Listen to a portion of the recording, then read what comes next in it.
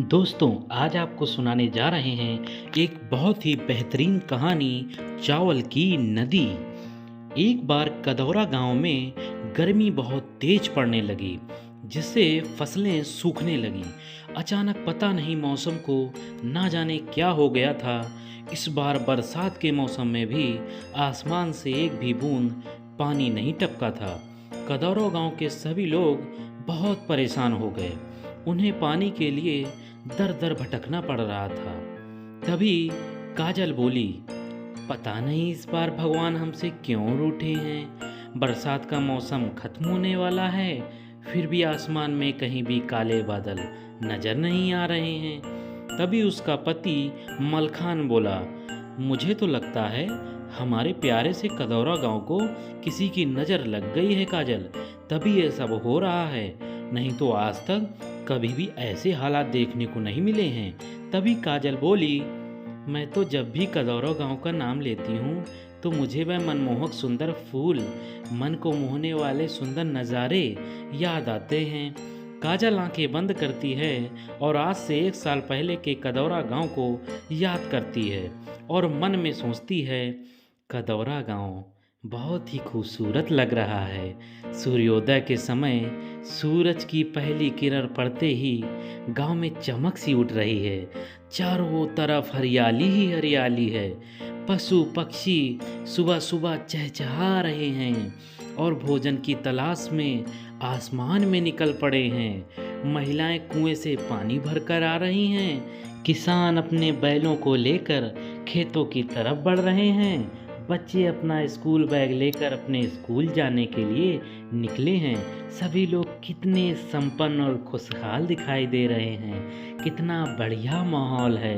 काजल सुनहरे सपने की तरह सब कुछ याद कर रही थी कि तभी मलखान उसे सपने से जगाता है। अरे कहाँ खो गई? आजकल खुली आंखों से भी सपने देखने लगी हो क्या? सपना नहीं देख रही थी, आज से 1 साल पहले के कदौरा को याद कर रही थी। तभी मलखान बोला, हाँ सच में, वह भी क्या दिन थे काजल, जब इस गांव में चारों तरफ खुशहाली ही खुशहाली थी, हरियाली ही हरियाली थी और चारों तरफ चकाचौंध थी। लोग इस गांव को देखने के लिए, यहाँ की खूबसूरती देखने के लिए दूर गांव से आया करते थे। और एक आज का दिन इस गांव में जीना मुश्किल हो गया है। पता नहीं आगे क्या ही होगा। फसलें सूख जाने से सारे गांव में अनाज की किल्लत पड़ी है। तभी काजल बोली, किसी के घर में इतना राशन भी नहीं बचा है जी कि वह 15 दिन भी भरपेट खाना खा सके।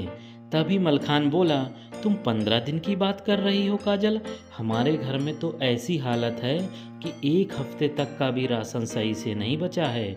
मुझे ही पता है कि कैसे मेरी माँ और बाबूजी अपने आप को भूखा रखकर हमारा पेट पाल रहे हैं। तभी काजल भगवान से प्रार्थना करते हुए बोली, हे ईश्वर, हमारी मदद कीजिए, नहीं तो भूख के कारण हमारा ये कदौरा गांव एक शमशान घाट बनकर रह जाएगा।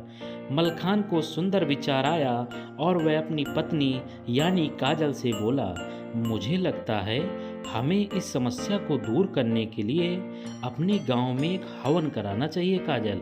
तभी काजल बोली, जी जरूर कराना चाहिए, यही सही रहेगा। और काजल गांव में जाकर सभी को हवन के बारे में बताती है। सूखे की समस्या को देखते हुए सभी लोग हवन कराने के लिए राजी हो जाते हैं। गांव में शंकर भगवान के मंदिर के सामने एक बहुत बड़ा हवन किया जाता है।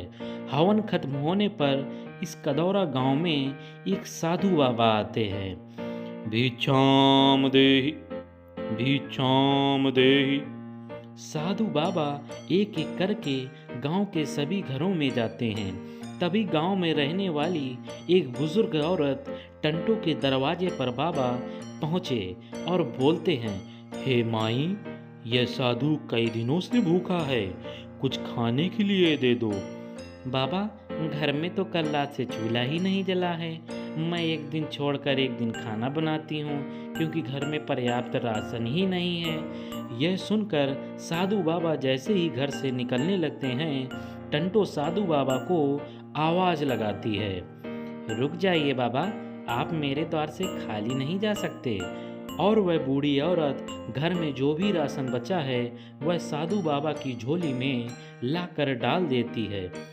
हे ईश्वर तुम्हारी रक्षा करे और तुम्हारे सारे संकटों को दूर करे।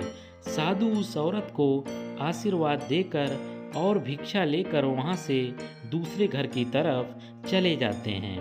साधु को एक कुटिया दिखाई देती है जिसमें एक परिवार खाना खा रहे थे। पीछाम देही। साधु की आवाज सुनकर परिवार का मुखिया यानी मलखान बाहर आता है और उन्हें अपने हिस्से का खाना दे देता है। साधु उस मुखिया के हिस्से की एक रोटी खाते हैं पर उससे साधु का पेट नहीं भरता है। साधु के चेहरे पर असंतुष्टि के भाव देखकर परिवार का मुखिया अंदर जाता है और अपनी बीवी यानी काजल का खाना लाकर भी साधु को दे देता है। साधु बाबा ये एक रोटी और खा लेते हैं पर इससे भी उनका पेट नहीं भरता है। तभी साधु बोलते हैं, हे सज्जन पुरुष, तुमने यह अधूरा खाना खिलाकर मेरी भूख को और भी बढ़ा दिया है। तभी मलखान का लड़का मुन्ना बाबा से कहता है, ये लीजिए बाबा, आप मेरा भी खाना खा लीजिए। फिर उसकी लड़की गोरी बाई बोलती है, यह लीजिए साधु बाबा, आप मेरे हिस्से का भी खाना खा लीजिए और अपनी भूख मिटाइए। साधु बाबा यह सारा खाना खाते हैं और इस परिवार की सेवा भक्ति को देखकर इन्हें आशीर्वाद देते हैं। हे सज्जन पुरुष, मैं तुम्हारी सेवा और दान प्रवृत्ति को देखकर बहुत आश्चर्यचकित हो गया हूँ। तुमने और तुम्हारे परिवार ने खुद को भूखा रखकर आज मेरा पेट भरा है। ईश्वर तुम्हारी रक्षा करे, तुम्हारे सभी कष्टों को दूर करे। साधु बाबा परिवार को आशीर्वाद देकर अगले घर के दरवाजे की तरफ बढ़ते हैं। ऐसा करते करते साधु बाबा पूरे कदौरा गांव में घूमते हैं और भिक्षा मांगते हैं। देखते ही देखते रात हो जाती है और साधु बाबा इस गांव से चले जाते हैं। गांव के सभी लोगों के पास जो भी कुछ था उन्होंने सब कुछ साधु बाबा को दान कर दिया था। अब किसी के पास भी खाने के लिए एक दाना भी राशन का नहीं बचा था।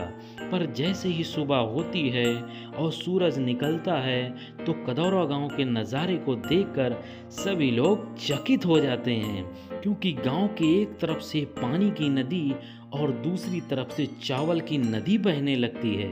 तभी गांव के सारे लोग एक साथ बोलते हैं, हाँ, यह तो सचमुच ईश्वर की कृपा हो गई। इस गांव में चमत्कार हो गया। यहाँ तो खाने को कुछ नहीं था और बाबा की कृपा से इतना बड़ा चमत्कार हो गया। सभी गांव वालों ने एक नदी से पानी और दूसरी नदी से चावल लिए और गांव में एक बहुत बड़ी दावत रखी गई और फिर कदौरा फिर से जगमगाने लगा। धन्यवाद। दोस्तों, अगर कहानी पसंद आई हो तो चैनल को सब्सक्राइब करें, वीडियो को लाइक करें और हाँ, एक खास बात, बेल आइकन दबाना बिल्कुल ना भूलें।